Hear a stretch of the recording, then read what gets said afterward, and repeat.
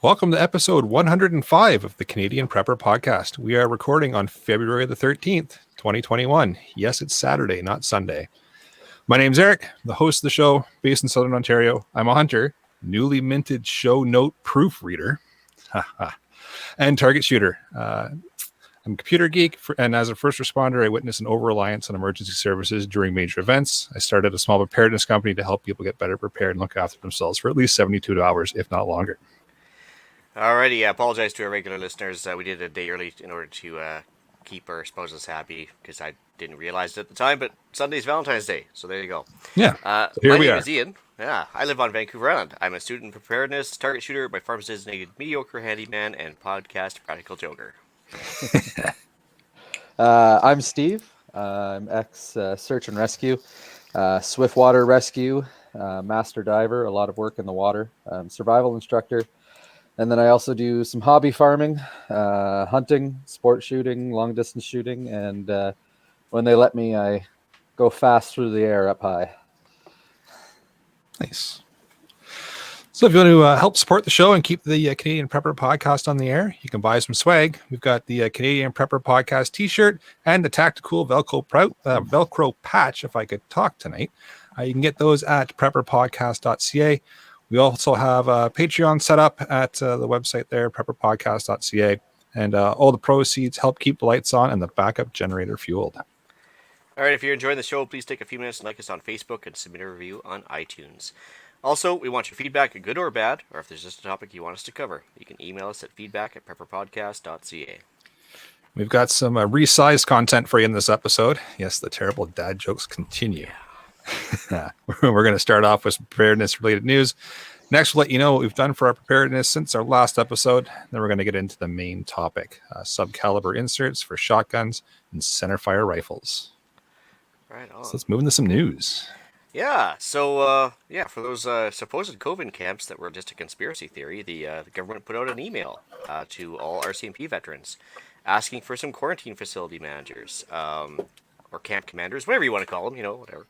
They're looking for ex-police officers to staff COVID long-term camps, and they're offering good pay for it.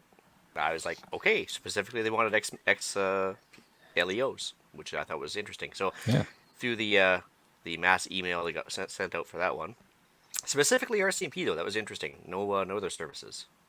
That is interesting. Yeah, I guess because they're branch of the military, maybe. I don't know. Yeah. Anyway, next one was more interesting. Actually, 3 people got found on an island, which I actually had to look it up. It's actually between like the Bahamas and Cuba. It's kind of off the coast of Florida as well. But the 3 of them survived 33 days on an uninhabited island, basically eating rats, crabs, rainwater, and everything else, until a passing helicopter spotted them. So we'll hopefully get some more of that story-wise. It should be an interesting survival tale once we get the details on it. Yeah, that's good on them. Yeah, and they were only discovered because they put a big cross on the island and they had some brightly colored flags up and everything else. So, I mean, they didn't lose their brain on that one. They put some good signals, and they didn't have a whole lot to work with. The question is that nobody's answering is, how did they get there? I was just going to ask. I was like, I don't think they didn't mention plane crash. They didn't mention shipwreck. I was like, oh, that's odd. Then, aliens, clearly. Aliens, yeah.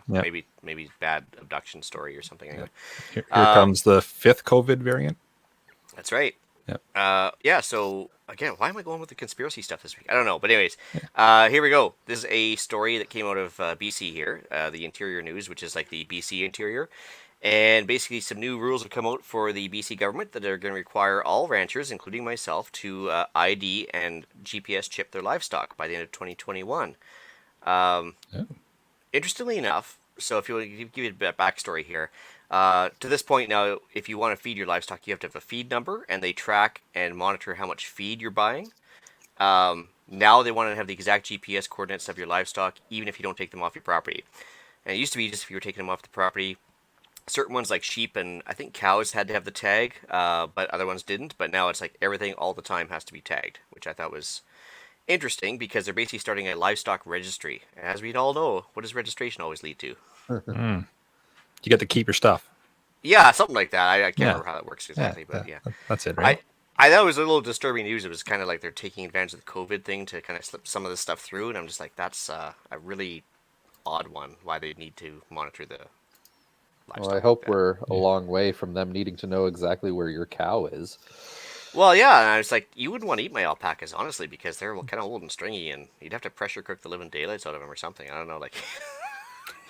Anyway, but yeah, that's all I had for this week. So next episode, pressure cooking alpacas. Yeah, I suppose. All right, so I've got a couple of articles here. First one up is, I'm sure everybody's kind of heard about this now, big pileup in Texas because of a little bit of freezing rain.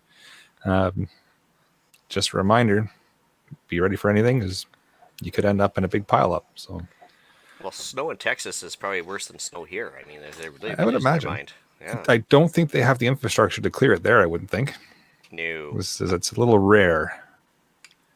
I'm guessing electric tires aren't a thing either. Probably not. Maybe they just tried to shoot their way out. Could be. Could be. Stupid snow. Keep your keep your get home bags ready in your trunk for times like that. Absolutely. And then we've got a couple of articles that were sent in by listeners. So Darious sent one in regards to a massive electrical power outage in Cuba. And it turns out that it was just because of degrading systems. But if it wasn't, it could have been a lot worse. And Hank sent one in regards to a hacker attempting to taint drinking water in Florida. Well, I had issues with both those articles. Actually, I pulled them up to read them. And the one from Darius about the Cuban government and their blackouts. I love it how in most news articles they always tell you what actually is the case because they totally deny it right off the bat. Yep. And the Cubans were saying it wasn't because of a fuel shortage. I swear to God. And I was like, kind of sounds like you had some fuel shortages. Yep. And of course, infrastructure is probably from the 50s that probably hasn't been updated that well. Obviously, they got an embargo that's been going on for quite a while with the trade embargo, and their main trading partner kind of went down the toilet for 20 years. I can imagine it's probably a fuel issue. And Venezuela, I think, was their biggest fuel supplier, but Venezuela's got its own issues, so Yeah. I don't know. And then the one with the Florida water thing was interesting too, in the fact that basically I guess they were watching real time while the guy was like taking his cursor across the screen and adjusting the the lie level in the water. Yeah, I believe so. Yeah. And they said, well, don't worry, it was never a danger to the public, but it did briefly go from 100 to 11,100 times the normal limit parts per million. Yeah. And they said, yeah, that could be pretty bad. I'm like, well, then there was a danger if it briefly went there, and kind of through the system. If it was briefly there, then that was in the water, which is not good. Yeah. But don't worry. Don't worry. It's okay. It's all right. Like, I don't know if you guys ever had lye burn on your skin, but I can So they imagine have. drinking it would be way worse, I would think. Yeah, if it can burn your skin, it can probably burn your insides. Yeah, pretty well. Yeah. So All I know about lye is that you can use it to make pretzels. Really? You there's a lye bath and you dunk your pretzels in there before you bake them, and that's what makes the pretzels brown. Really? Yeah. well, I've learned my new thing for today. So, gentlemen, I'm out. Yeah, like I was gonna say, I've heard of it in soap making. I've heard of it like for getting stuff to like rot down if you want to throw it over something and bury it or whatever. But I've never heard of that before. I would have thought they'd use like a steam crusty or something with the pretzels. I don't know. That's kind of weird. Yeah. Well, now we know. Yeah. All right, so we move into what we've done lately for preps. Let's do it. So for myself, I know I talked a couple episodes ago about tearing my snowmobile apart, finally waving the white flag and saying I'm taking it in the shop to let a pro look at it. Well, I'm kind of glad I did. I'm kind of sad that I did at the same time because the PTO side's blown on the engine. Wah, wah. So that sucks. So now it's a matter of deciding whether I want to turn it into a project, learn more about it, and tear it all apart and try to fix it myself, send it to the scrapyard, or find another shop that's willing to rebuild it for less than the $5,000 that this first shop quoted me.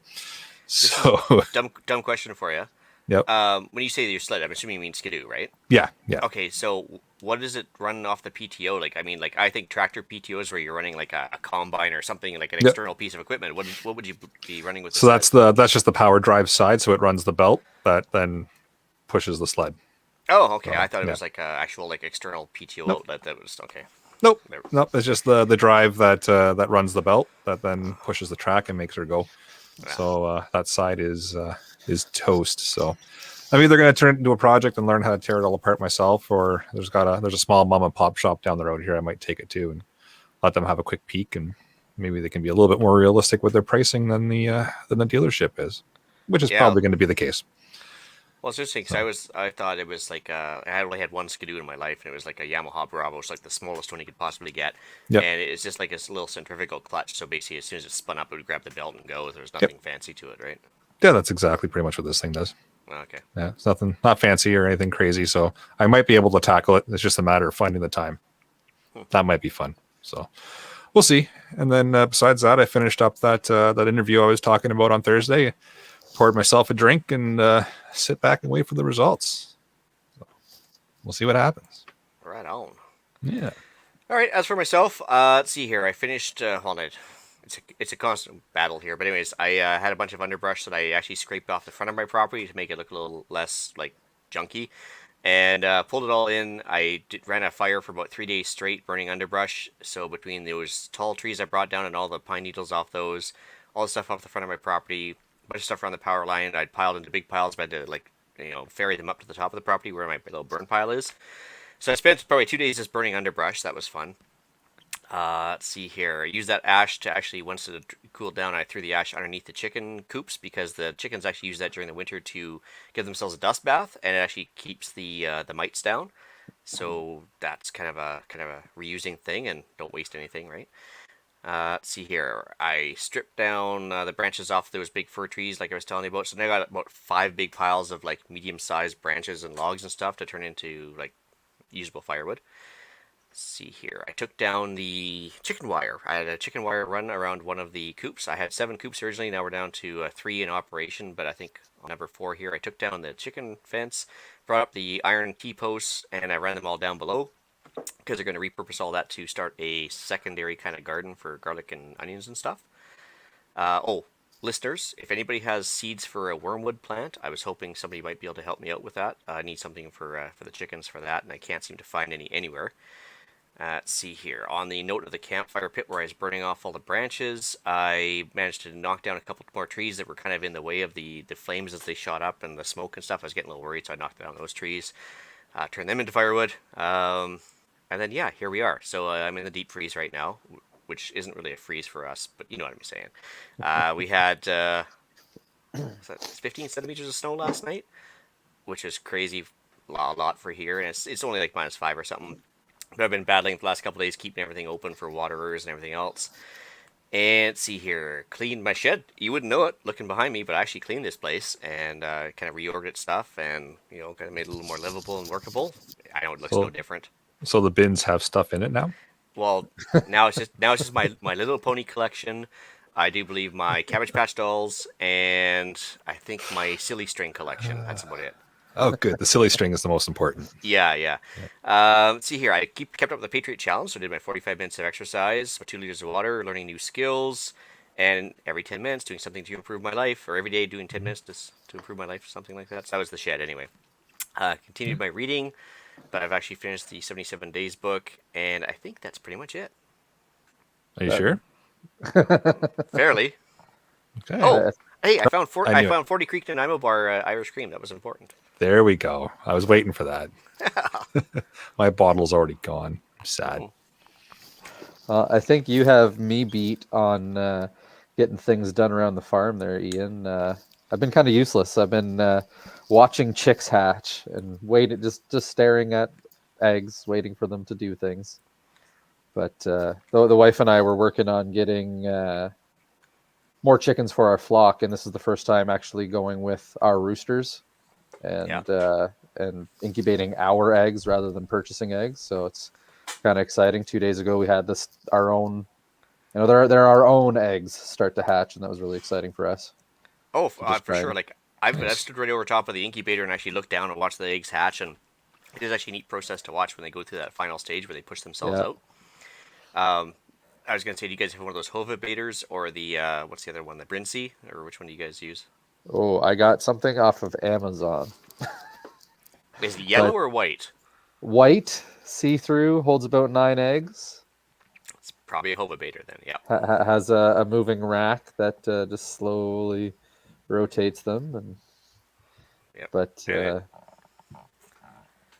we actually just got some quails as well. I'm not sure if you have much experience with those, but I know you can eat the eggs and you can eat them. So we thought we'd give it a try, and we actually just also hatched 4 quails.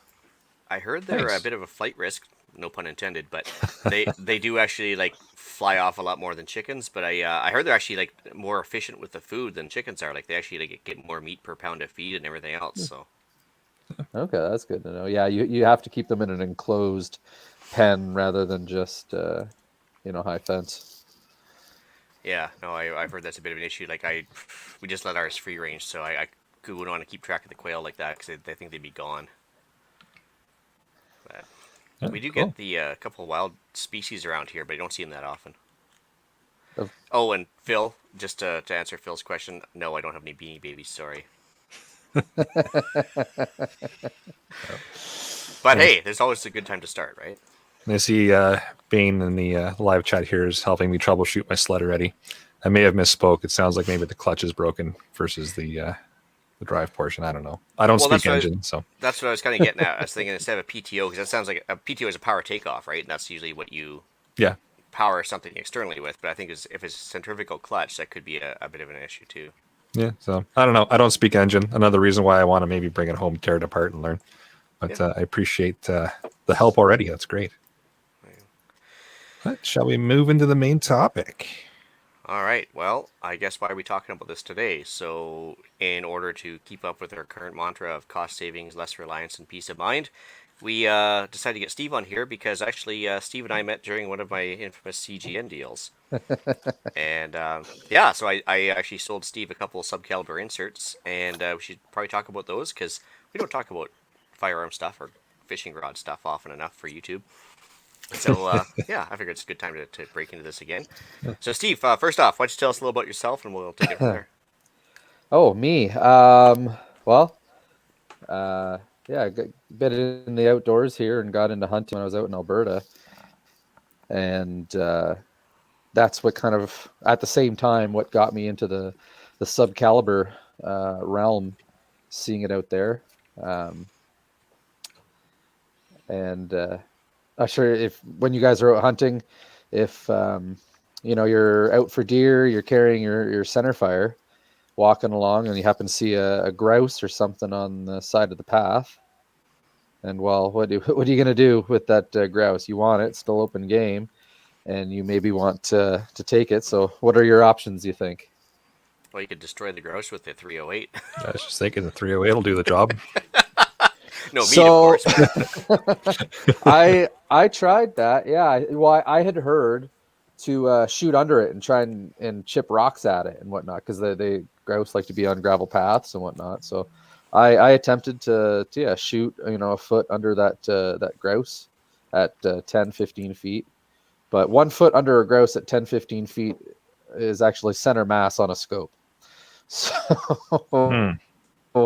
I uh, I dissipated that grouse and thought, oh well, this isn't a good way to go. So, but that's what had got me thinking, got me started on the subcaliber inserts. But I bumped into a gentleman, Hammond. He has the Hammond Game Getters, and I met him at a gun show in Edmonton. And he makes these little. I didn't bring them today because I brought everything else, of course. But he makes these little inserts that you use a 22 ram set or for a nail gun, and it powers a 308 whatever caliber you're shooting out of. You use this little 22 as your ignition and your oomph.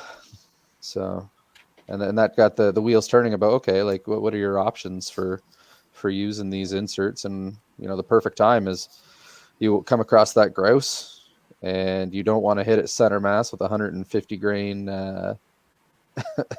slug. So yeah, you pop it with a little lighter, little slower. Yeah, that's fair.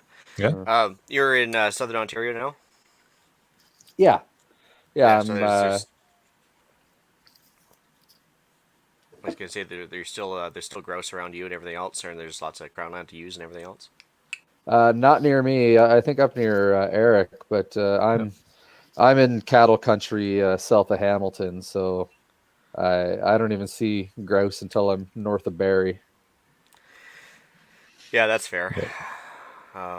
Yeah, so it was like I was originally trying them out as a means to have like a backup firearm for this. If I had a caliber that was like 357 lever gun, instead of buying a second lever gun, I was actually getting one to see if I could like just have a backup that would shoot 357, Hmm. just for S's and G's. I found them mildly expensive depending on where you got them from, of course, as well. I think your Hammond game getters, they're kind of almost like a breech load or something. It's just one at a time, right? Yeah. Yeah, versus the ones I was trying those Chiappa subcaliber adapters that were basically just like almost like a break action shotgun. You could just pull the bullet out and then put a new one in, and there wasn't really much of a slowdown there at all. Yeah, they're pretty quick. Yeah. Um, yeah, I so with the 357, I got a little experimental with my 357, and I actually took there are snap caps, solid Okay. aluminum snap caps. Yeah. I actually ran them through a lathe and milled this one out too, 357, so you could slap it in your shotgun and fire it out. So I suppose if the yeah, because the barrel's still acting as the protective or like the thing that's able to handle the pressure. So as long as you're not exceeding too high of a pressure, I suppose you're okay. yeah, as far as the chamber's concerned, it handles everything. Let's see here, HRDKS 650 says slingshot. Well, yeah, if you have a slingshot, I suppose you put down the gun and pick up a slingshot and take an aim. I wouldn't be able to hit it myself, but Darious also mentions you can also shoot beside it, let the force kill it. I've actually heard that the supersonic crack will like the air compressed air will break a neck or whatever you hit it close enough without actually hitting it. I'm like, oh, whatever. I'd rather just hit it with something. But anyway, Well, yeah. So back. Sorry, go ahead. well, I was gonna say with Darius's, yeah, I tried that, but then that turned into center mass. I tried to shoot under it. Yeah, Uh, I hear you. So what kind of like parent firearm or what's the main firearm they use to put all these adapters in? Is it you said shotgun and center fire, right? yeah, so I've got a couple for different center fires, but my main ones are a shotgun for a 12 gauge. I've just got a CIL single shot 12 gauge as the parent gun, and then a variety of inserts. So the one I got from you, so 12 gauge to 20, and then 20 to 22 caliber, and they all can fit in the 12 gauge. So let's say you're out and about shooting slugs or whatever, or you want your bird gun, you can easily change calibers, change. Let's say you only have 22 ammo on you. Okay, we'll get rid of the 357 insert. Now you're using the 22 insert. So it just gives you lots of options for changing up what you want to do. And so the adapters, like I saw your picture there, so like there's pretty much adapters for every caliber out there, right? There are. They're not as common anymore because a lot of the ones I have seem pretty old. Like you don't see them advertised except for in the States. I forget what the company is in the States that has them, and then Chiappa has them, where they have 12 gauge to 357, and it's got about a 6-inch barrel, and it's rifled. But I they don't seem to be as common anymore. You don't see them too much. Well, that's where I kind of ran into it because I think I originally bought that Chiappa set of 8 for $449, Right? and I ended up selling them off individually and basically get my money back, and kept one for myself, and then I ended up getting rid of that one as well. But yeah, they're not cheap, and especially with these Turkish shotguns out there, it's almost the same price to get like just a cheap Turkish single out there and just have a different caliber. But of course, you got to carry them all too, right? Hmm. So yeah, I was gonna say, how much like, what's your preferred brand on that, or what kind of a cost are you looking at for per adapter? Um, so currently, I haven't bought any new. I've kind of just found them on Canadian Gun Nuts. Um, Ordered some from Numeric out of the States, and but if you're on CGN or whatever, they seem to be going for about $50 each, somewhere around there. Mm. Okay. So not too terrible. Cheaper That's not than that bad. keeping a second gun with you. Yeah, that's for sure. Accuracy kind of thing if you're using them. So I have different varying levels of accuracy. Um, the ones that are for the shotgun, they're not rifled and they're keyholing as soon as they're out of the gun. But I've been successful in getting squirrels and grouse at 10 to 15 yards, and that's all you need. Um, a little down the line, for accuracy, I've got these inserts here that it's basically a sleeve, um, and it allows you to shoot a 32 ACP out of your centerfire. 32 ACP is 7.65. It's a little bigger than 308, but still squeezes down. Good enough to hit, I'll say, a grouse or something up to 50 yards, but then they start going a little crazy just because they have about an inch and a half of smoothbore before they hit your rifling, and they don't seem to be the best past 50 yards. Well, that's fair. I mean, consider Um, what you're getting. but for best, well, that Hammond game getter we were talking about, um, it's got the projectile right up against your rifling, and also I have a different style of insert here that keeps it's 32 ACP, but it keeps it up against your rifling, and it has an extended firing pin here to put it in your gun. You throw a 32 ACP in there, and because it's touching the rifling, they're actually quite accurate. I was just shooting the Hammond game getter at 150 yards yesterday, hitting a gong with it. So not too bad considering. Yeah. Scott, erstwhile podcast panelist himself, there says, any risk to the barrel? With the shotguns, they're going. I'd say they're going a little bit farther out of the barrel before they start tumbling. So I haven't had any issues, and it's not like they're striking the sides of the barrels. They're if anything, they'd be grazing out of the shotgun. And but no, I haven't had any damage, any issues. I've been using it in my 20-inch Mossberg using the 357, and no, it's been shooting straight and not touching anything. And I believe that even if it would, it's just going to be grazing and on its way out. So Well, I think some guy was trying to liken it to me when I bought the Chiappa things. He was saying it's kind of like rolling a bowling ball down the hallway. If you're in a 12 gauge shotgun and you're shooting a 357, there's still enough leeway on all the sides that basically by the time it yeah, exits your barrel, it hasn't touched anything. yeah, But yeah. I'll agree to that. Yeah. but yeah, I mean, like I was using a 14-inch barrel shotgun, which as I was on there prepping 2.0 there a few weeks ago, and he was speechless when he found out that we could actually get shorty shotguns in Canada, where they have to pay like a $200 tax stamp and wait 6 months to get the same thing, and we can do it online and get it in a week. But In the mail, nonetheless. yeah, Yeah, in the mail, well, you don't even have to talk to the guy to do it. And I was just like, for once, Canadian gun laws come out ahead. Yeah. we're the winners. Yeah, Yeah. for once. Anyways, but yeah, actually, I put a link in the show notes for a $139 Turkish shotgun, and if you spend the extra $10, you get the short barrel 14-incher and make the Americans jealous. So I mean, if you want to spend $149, you get a perfect little parent gun for this. I like it. Because yeah, then you have to worry less about the bullets hitting the side on the way out or anything else. I did notice that the Chiappa 8 adapter set is sold out again. They're really hard to get. They get them in batches, and they don't have any for 6 months. Yeah, I can't pull myself to spend what they want on that. It hurt when I did it, but as soon as I got it, I literally put them up for sale, like the ones the ones I was never going to use, like 410, 12 41 long gauge to Colt. 20. Yeah, 12 gauge, 20, and a couple other ones. I was like, there's no way I'm going to use these.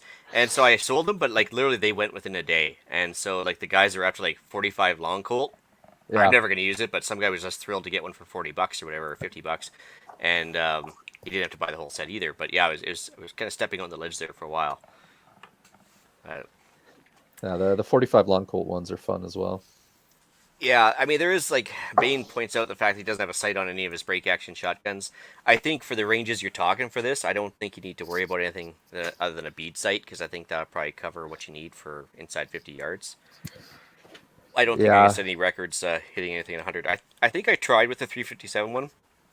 I tried hitting the man-shaped steel at 100 yards, and I think it was about shot 4. I figured out where to hold it, and it was like minute of man at 100 yards. It wasn't exactly like super accurate. yeah, it would. It does keep like I with the non rifled ones. Yeah, I wouldn't try past the 15 yards, but the other ones they do really well. So Yeah. So other than that, as far as weight goes, like you carry a bunch with you. I suppose it's lighter than just carrying a second gun, isn't it? yeah, for me, so like personally, like because we're still on the hunting aspect of it. Yeah, just keep one in your pocket with a 32 ACP. Keep a couple of those in your pocket, and you're off to the races. You're going to be just fine. That's a couple ounces. Yeah. Oh, The thing I liked about all these is like for the peace of mind aspect is that like especially nowadays when we're dealing with this ammo shortage because the Americans hoarding everything. Um, if you only got certain calibers available of certain stuff, it's nice to have the adapters that you can still keep shooting and don't have to worry about only relying on one caliber. Yeah, now, yeah. are the adapters like reusable, or are they a one-time use thing, or how does that work? So totally reusable. Yeah. So mostly they're sleeves made out of steel or aluminum, and yeah, you're using them indefinitely. Awesome. Yeah, the one I got down in the States there, it was aluminum, and I was a little worried because it was 22 and it was aluminum. But yeah, it's actually because basically what you're putting it in, like the gun, is actually going to provide extra structural integrity for the aluminum. So it basically just it runs it fine. But for the bigger calibers, yeah, they make them out of steel. Yeah. Well, so for the ammo shortages, well, I guess even both centerfire and the shotgun. The shotgun you've got with the shotgun inserts, you have a lot more variety with. Okay, you can shoot 12 gauge, you can shoot 20 gauge, or you can shoot 22, or I can shoot 9mm or 357 or 45 long Colts or 410. So with the different ammo. So if you come, for also SHTF scenarios where you've got lots of options with one platform, the center fire ones are more okay. You've got to have 32 ACP on hand, which is not common here in Canada. I'm not sure how it is down in the States, but 32 ACP is not big up here, except for people who hold prohibiteds. Yeah, I was gonna say I think as soon as the 90s came along and they prohibited any handgun in 32 ACP, I think the ammo kind of dried up a bit. But I suppose there's still some out there. It's not illegal to have the ammo or anything. So No, but what I do have is 22 LR for 4570 and 303, and it does have a short segment of rifled barrel, so you can get out and train with your Lee Enfield, or get out and practice with your 4570 lever gun and not spend $3 a round. You're just spending a couple pennies a round to learn your gun, learn your trigger, and yeah. that's pretty good. That's neat. Yeah. Yeah, Bane points out worst thing with the shotgun is the auto ejector. The adapter goes all the way to the bottom of the snowbank. Yes, so of course you can't use these things in pump shotguns, and generally it's only for break actions. But like for the example, some of the bicals you can choose to eject or not, they're just extract. And then all the Turkish shotguns are just extract only. They don't even eject. So it's depending which parent gun you use, I suppose. Yeah. Okay, so it's break action only for the most part. Well, I do use these long adapters, so 12 gauge to 20. Yeah, so let's say for a pump gun, you'd have to take the barrel off, put this in, and then one at a time, and you might have to use your finger to eject them, But I do use the 357 adapter in my pump gun, and yeah, you're doing it slowly when you're ejecting. My donor gun for this, the CIL, has an ejector, so yeah, as I'm cracking that barrel, I've got my hand over the top, and sometimes I do forget, and it goes over my shoulder and flying into a Gotcha. snowbank. Well, it'd be expensive to lose it too, I suppose. But Darius does ask if they have an option for 17 HMR that you've seen. I haven't seen an option for 17 HMR. It's But interesting. It's that's such a hot little round too, right? Like they have trouble making semis for them, and I don't know if maybe it's just too high of a pressure or something. I don't know. yeah, I don't. It seems to be a lot of older calibers, and even the inserts themselves, like the ones I got from Numeric, they're older. They don't look like they're brand new. This one, yeah, they're not around anymore, and so I don't think anyone's making them in 17 HMR. Could be. So I don't think other than Chiappa making theirs, like I don't think anybody's making them. You're just finding old ones, which Well, is I don't probably know. why they go so quick on Canadian gun nuts. Well, that's right. I mean, and of course, from the prepper perspective, of course, worst case scenario, you can always go scrounging through somebody's garage if need be in the zombie apocalypse, and come across a box of 28 gauge or whatever, and before you know it, you're in business, right? Yeah. So yeah, so there's always loose ammo floating around. I've got an ammo collection that probably just be the cat's meow for your adapter collection. So Yeah, I got like I one of guess everything. my wife just came upstairs today. She's like, Steve, this is getting out of hand. I guess I left some 22s in my pocket. She was doing the laundry. It's loose change for some people, loose Yeah. rounds for other. Loose ammo for others. Yeah. Yeah. It happens. It's what are you gonna do? Yeah, as long as you don't take it to work. Anyway. Exactly. Yep. It's a Yeah. bad idea. So other than that, I was gonna say there. You were talking about some gunsmithing projects you had on the go. Well, what I was currently just doing was adding a scope rail, so tapping or drilling and tapping that CIL, so I could put on a little rear sight and then put on a little ghost ring front sight. So rather than just have the bead and just to be a little more accurate with the 357 inserts and the 9mm inserts, and that worked kind of okay. I did a little bit of Loctite to keep her all secure. Aircraft grade bearing Loctite, but That's That'll important. probably do it. so I was gonna say there. Bane's asking if they make 6-packs for their revolver. That would be cool. Interestingly enough, I saw Hickok 45. He was playing with these things for a while, and he actually had a double barrel, and he had like one in 45 long Colt, one in 20 gauge, and he was trying out this other one. So he was firing two different rounds, and so when he was running around with the 12 gauge, he had a choice between a bullet or a shotgun, and so he's kind of turning it into like a Savage 24 combo gun, and that was kind of neat. yeah, that'd be pretty interesting. I've only done it with the single shot, but running around. Well, actually, I guess that wouldn't be too different from the Chiappa double Badger. 22 over 410. Yeah, I mean they make that. Is it the M6 where the survival rifle that comes with the adapters, and it's like a $1,200 rifle or something? $1,200 break action. Yeah, it's insane. So Darius just pointed out that Yeah. I was just gonna say.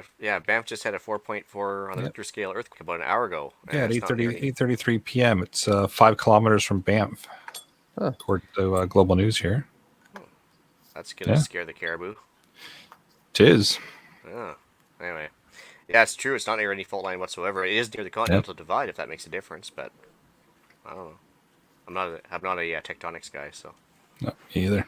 Yeah, I wouldn't think about kind of the middle of the country. More or less, we think out your way there, Ian, with Yeah. the West Coast. Yeah, I mean, but by the same token, though, what's the biggest fault in the North American continent is the New Madrid there, and like near the Mississippi, right? Like it's not where you expect it. I was gonna say Trudeau, but Well, he's always That's where I was at going. fault. That's a different thing. I had to get political there for a second. Just for a second. It happens. Yeah. Cool. Let's see here. We haven't covered anything else off there. Suppose like you said, it's maybe some teaching techniques for the new people.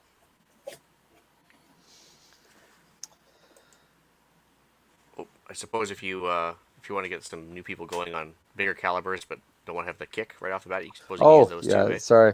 Um, yeah, I was just my mother has taken to shooting and has wanted to come out, and that's a new thing. So I was wanting to get her on my 308, and she's new. So yeah, that's another thing with, rather than just hunting, using it to take a grouse or whatever, is training. Cheaper to train, and lighter recoil, and no flinching.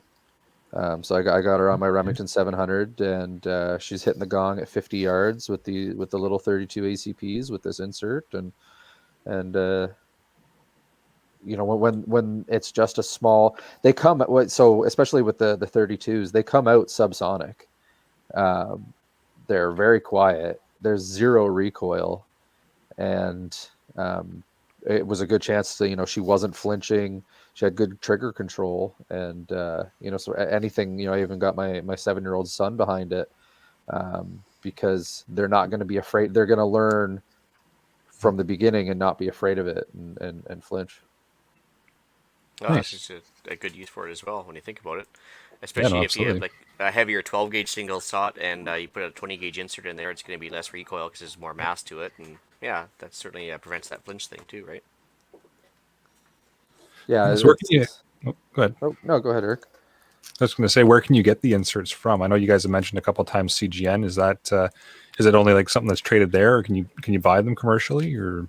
So Chiappa make theirs commercially.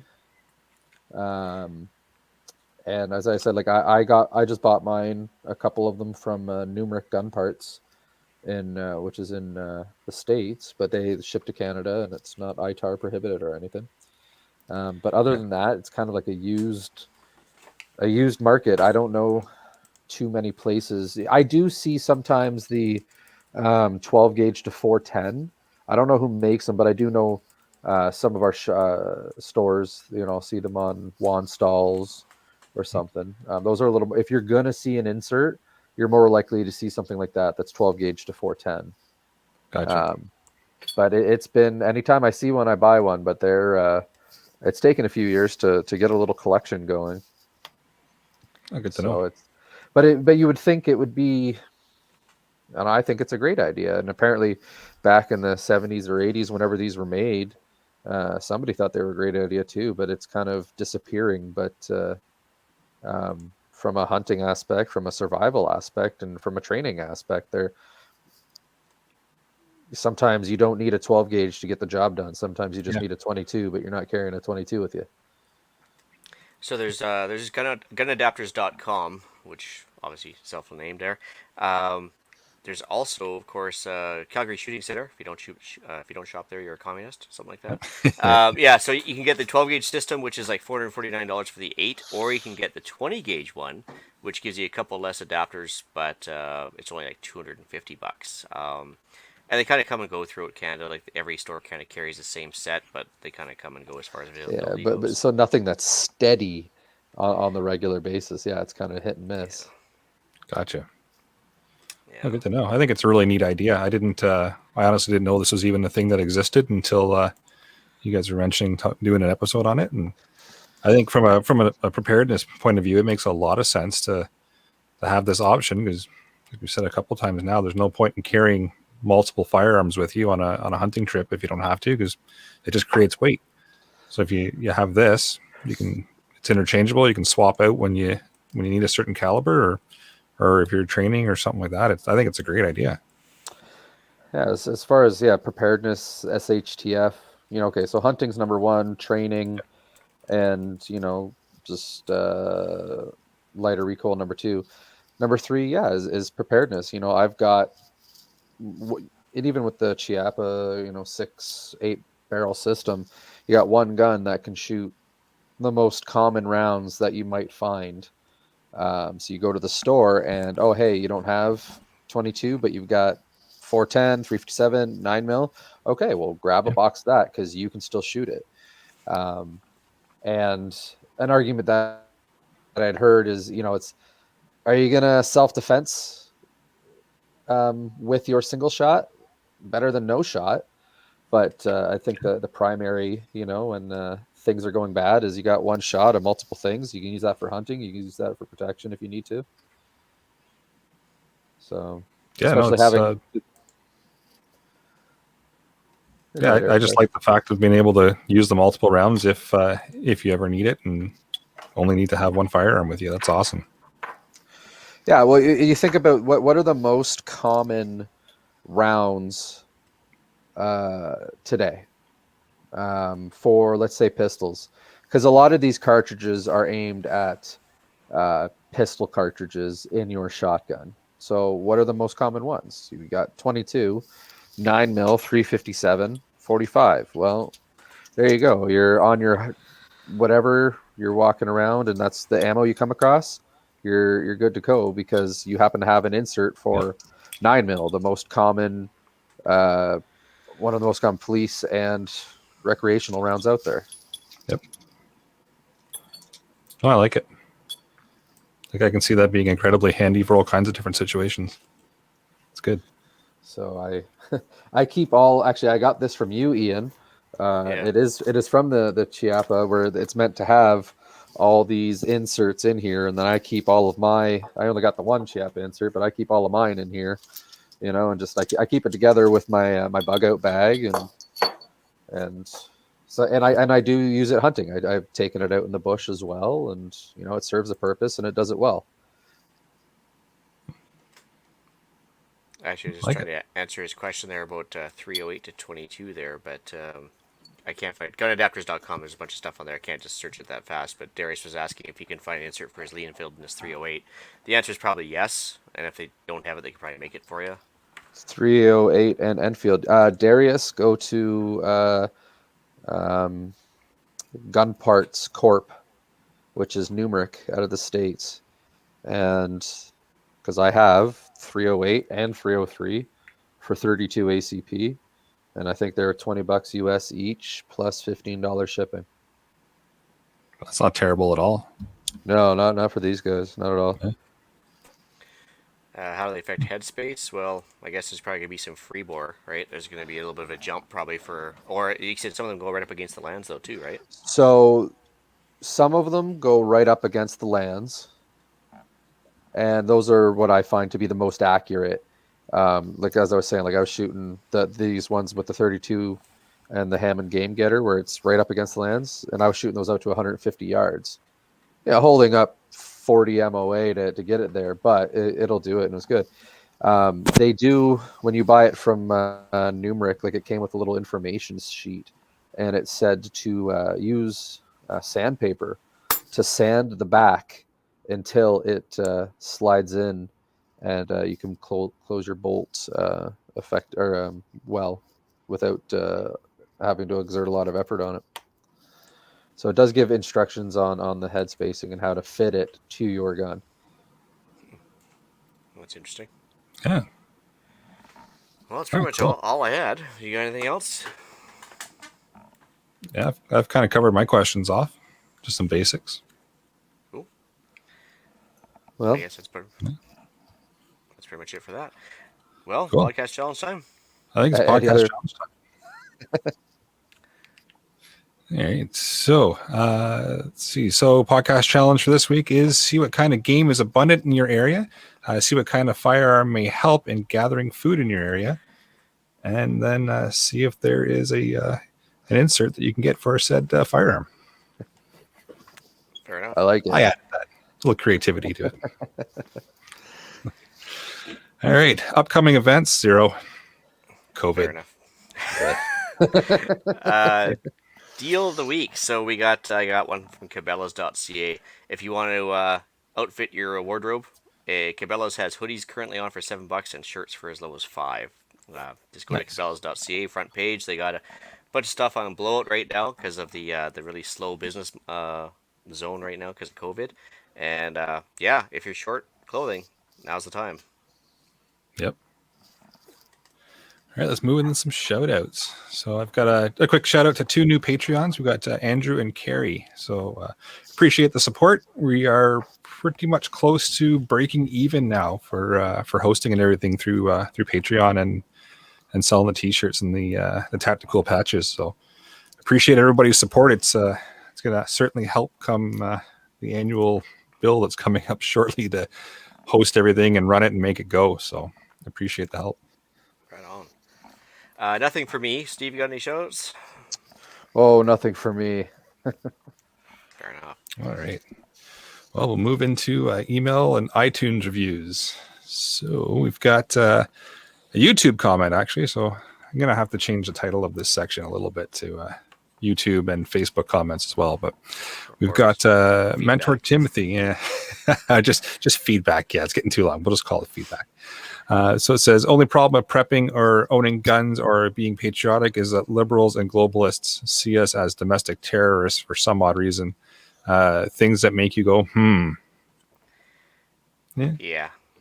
Well, government's going to be government, so. Welcome to being on a list. Yeah, exactly. Just by watching this, you're on a list. That's fair enough. From Josh, I got some feedback here. It says, hey guys, just listened to you on Prepping 2.0. Great job. Was really cool hearing you on a different format. Hope it leads to more listeners. Yeah, actually, that was really fun. Actually talking differences between American and Canadian prepping issues and stuff. Like I said, for once we actually had them speechless when we were talking about how we could actually buy, firearms from person to person, sight unseen, and ship them through the post without having to go through like a firearms dealer, like an FFL down in the States. And they were just blown away. They're like, no way. Because even they can't do that anywhere in the States. Yeah, I could hear their chins hitting the ground. Yeah, because even as free as they are, they still have to fill out that form 4473 every time they switch firearms ownership. So there's still a paperwork trail in the States, whereas even right now in Canada for non-restricted, there's not, which is mind-blowing when you think about it. But yeah, it's good. I like it. Yeah. So no, that was good. It was a really good experience, and Glenn Tate's a really nice guy. So. All right, and we've got a review here. Is it from Kaylee Pollock? And I apologize if I've butchered your name, but trying the best here. So it's titled Really Good Info. We got 5 stars, and it says, just started listening to this, and now I'm downloading all episodes. A little thumbs up. So appreciate that. Well, she probably won't like us much longer after that. So, oh, hey, no. Anyway. All right, I got another one from Kim. It says, hello. Thank you so much for contributing to stream weekly episodes. Sorry, let me try that again. Thank you so much for continuing to stream weekly episodes. It's much appreciated. You guys have made me think of things I've not thought of and research items that I was not aware of, so thank you. In the latest episode, Hughes discusses various checklists, like bug-out checklists for various time periods, financial planning, etc. In previous episodes, some of you have mentioned other checklists, such as seasonal maintenance. Would you guys be willing to share these checklists, or is there somewhere they have already been posted? I would like to have such checklists for my family, and would rather not have to reinvent the wheel. I would, of course, tailor them to our family and scenario. Thank you for taking the time to read this, and I hope to hear from you soon. From Kim. So, I'm hoping Hughes will share what he can and kind of de-identify it as best he can. That's the problem, I guess. There's the operational security aspect. Obviously, guys don't want to share the quantities or whatever, so I suppose we could probably de-identify a few things and throw them up on the website. This is a general outline. Yeah. I got some time. I'll probably try and maybe do some outlines for you. They'll just kind of be a generic thing to give you the idea, but for the most part, it's just, I don't know. We'll talk to Hughes and see what he's got. Yeah, I don't think it could hurt. Why not? Well, thanks, Kim. Yeah, appreciate that. All right. Well, with that, I will bring episode number 105 of the Canadian Prepper Podcast to an end. You can find the podcast on iTunes, Podbean, Spotify, or, of course, your favorite podcast app. Please help us out. Some interview. It helps other people find us. And Steve, where can everybody find you? Oh, me. I'm just starting my YouTube. I didn't want to shamelessly plug it when you allowed me a shout out there. Go for it. I'm just trying to start a YouTube. I don't want to say channel, but things like shooting these inserts. So I've got SO Shooter, Southern Ontario Shooter, on YouTube is where you can find me, and I'm good. Awesome. I'll be doing a video where I can show you these inserts and a little more review about how they work and the ups and the downs. Cool. Thanks. Looking forward to seeing the videos. All right. Well, we record these shows live on Facebook and YouTube. If you want an early peek at the shows, please subscribe to the YouTube channel, Canadian Prepper Podcast, and click on the notifications tab. That gives you alerts when we're going live. You can reach Ian directly by emailing me at thewesternretreat@gmail.com. And big news, I'm also now on Gab at the Western Retreat. So you have to type in the ampersand and then Western Retreat. You can also find my Canadian Patriot podcast on iTunes and YouTube. There you'll find us discussing why government waste on society makes me go scrounging for ammo. Gab, is that where all the cool kids are hanging out these days? Well, see, I got kicked off Facebook, and Parler got shut down, and kind of running out of options. So Gab seems to be the place to be now. So I guess it's so funny. Originally, I guess they had 6 employees up till about 3 weeks ago, and they had like this mass migration of people going over from Parler and Twitter and Facebook to the point where they've actually had to like exponentially increase the size of everything. And I guess they're just going gangbusters right now. So it's a little slow, a little clunky, but it's coming along. Okay, so we're going to play over-under for how many days it takes until Ian gets kicked off. Winner gets a tactical patch. I am by far podcast.ca. I am by far the tamest guy on there. Mm-hmm. And but they all love alpaca pictures, so I'm gonna get myself really popular on there. Fair enough. All right, you can check me out at Rapid Survival, at rapidsurvival.com. You can get me there on the live chat. You can also email me at feedback@prepperpodcast.ca. So just a quick thanks to Steve for coming out this evening. I know this information is going to be quite useful to all the listeners. So thanks for taking the time to share your knowledge with us tonight. Thanks for having me. And for everybody else listening, thanks for joining us. And until next time, be prepared, stay safe. And keep learning.